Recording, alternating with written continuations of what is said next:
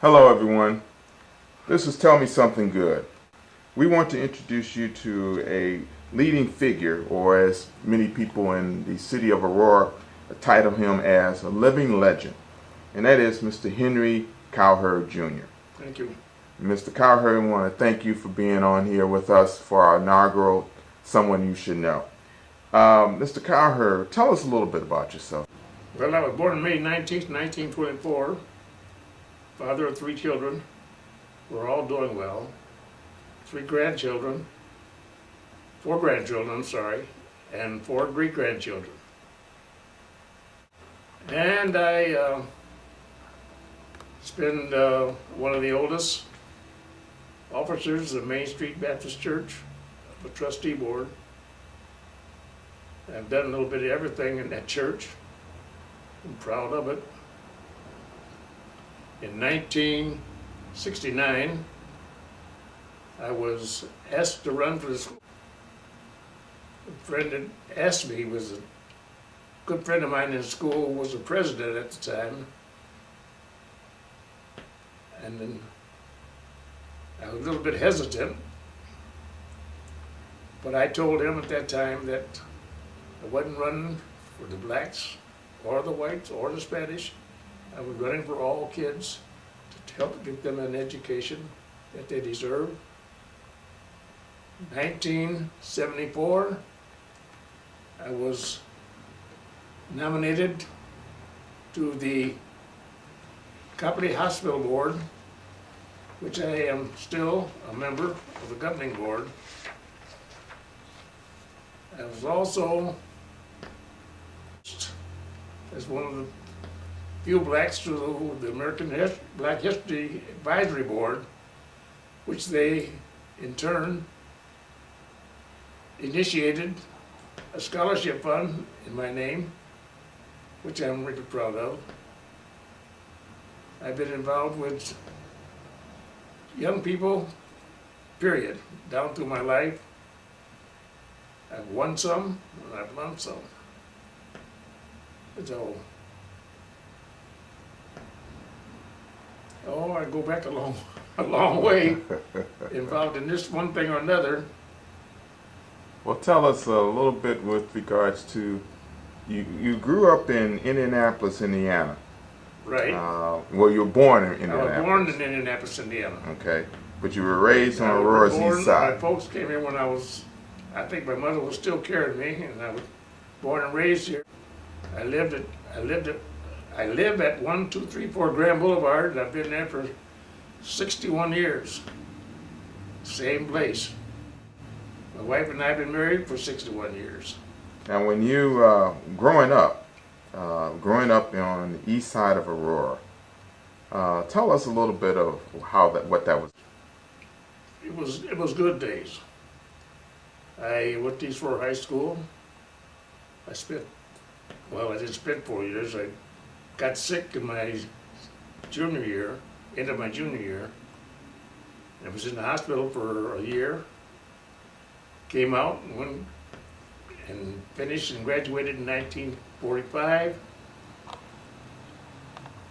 But in my 43, I went down state and track and the hurdles. I held that the Kane County record for many, many years in the hurdles around this Aurora area. And it was just great going to East Aurora High School when things were supposed to be so prejudiced. Blacks of East Aurora High School could do anything anybody else could do. They weren't segregated in the schools, whether it was east or west. There was good camaraderie between the two school districts, and we just had a good time going to school back in those days. Now, when you ran track, and also you did some other sports like basketball and football. So you are a well-rounded athlete. I played football. I tried to play basketball, but I wasn't that good. I wasn't the dunking kind. There wasn't no such thing as ducking back in those days. But football and track were my two best sports. What did you do right after high school? I went to work for Durbuilt Manufacturing Company. I worked there for 6 years. I left there just before they went bankrupt.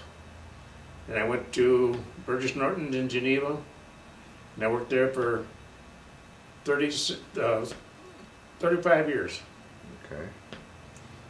And when you when you worked there for 35 years, and like you said earlier, you in 1969 you got involved with the East Aurora School Board, and you told them that you only wanted to get on there to help and serve the kids. It wasn't to be for any particular race of people. It's just that you wanted to serve the kids. What was it like being the first African American to be elected to the East Aurora School Board? It was different, but it was challenging. It's a lot different than it is today. It's come back to haunt us these days.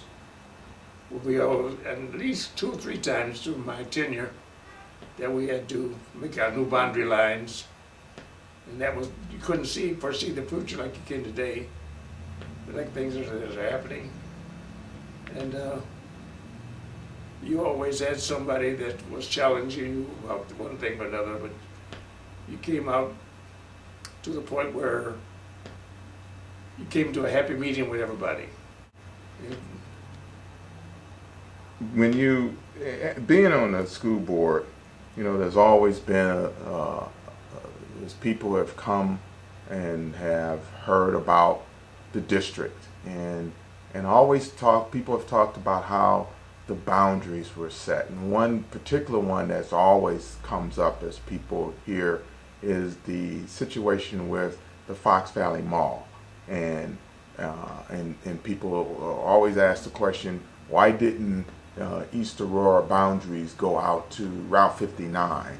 Can you elaborate on that a little bit for us? The only thing I can say is that we couldn't foresee the future. Mm-hmm. The growth was, at that time, wasn't as, the baby booms weren't as big as they are today.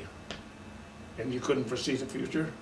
If we could have foreseen the future, we would have probably taken in part of the Wauponsee School District. We probably went all the way to 59. But no, we didn't cross it and infringe on Naperville.